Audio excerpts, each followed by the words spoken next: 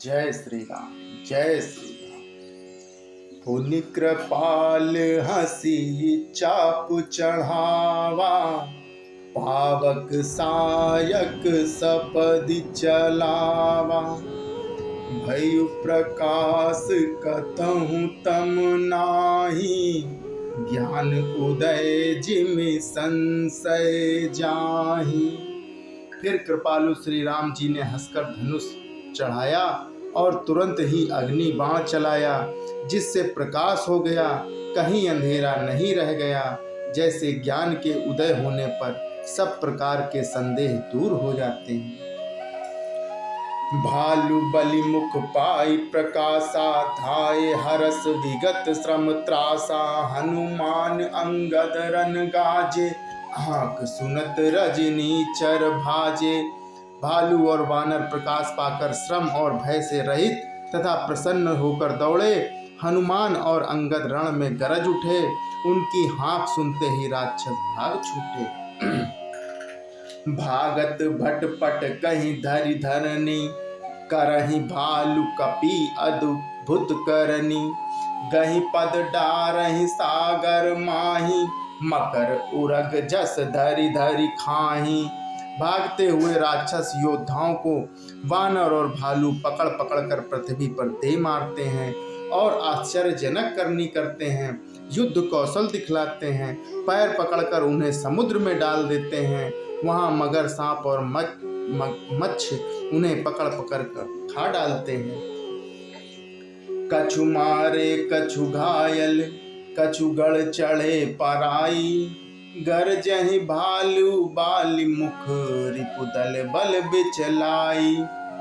कुछ मारे गए, कुछ घायल हुए, कुछ भागकर गढ़ पर चढ़ गए। अपने बल से शत्रु दल को विचलित करके रीछ और वानर सब गरज रहे हैं। निशा जानि कप चारियुआनी, आए जहाँ कौशला धानी। राम कृपा कर चितवा सबहि, भय विगत श्रम बानर तबहि। रात हुई जानकर बानरों की चारों सेनाएं वहां आईं जहां कौशलपति श्री राम जी थे। श्री राम जी ने ज्यों ही सबको कृपा करके देखा, त्यों ही वानर श्रम रहित हो गए। उहाँ दसानन सचिव हकारे, सब सन कहे सुभट जय मारे। आधा कटुक कपिन संघारा, कहूँ वेग का करई विचारा। वहाँ लंका में रावण ने मंत्रियों को बुलाया और जो योद्धा मारे गए थे उन सबसे बताया। उसने कहा कि वानरों ने आधी सेना का संहार कर दिया है, अब शीघ्र बताओ क्या उपाय करना चाहिए। माल्यवंत अति जरठ निशाचर, रावण मातु पिता मंत्री बर। बोला वचन नीति अति पावन, सुनहु तात कछु मोर सिखावन। माल्यवंत नाम का एक अत्यंत बूढ़ा राक्षस था। वह रावण की माता पिता अर्थात उनके नाना और श्रेष्ठ मंत्री था। वह अत्यंत पवित्र नीति के वचन बोला कि हे तात, कुछ मेरी सीख भी सुनो। कि जब ते तुम सीता हरियाणी, असगुन हुई है न जाई बखानी। वेद पुराण जसु जसु गायो, राम विमख काहू न सुख पायो। जब से तुम सीता को हर लाए हो, तब से इतने अपशगुन हो रहे हैं कि जो वर्णन नहीं किए जा सकते। वेद पुराणों ने जिनका यश गाया है, उन श्री राम जी से विमुख होकर किसी ने सुख नहीं पाया है।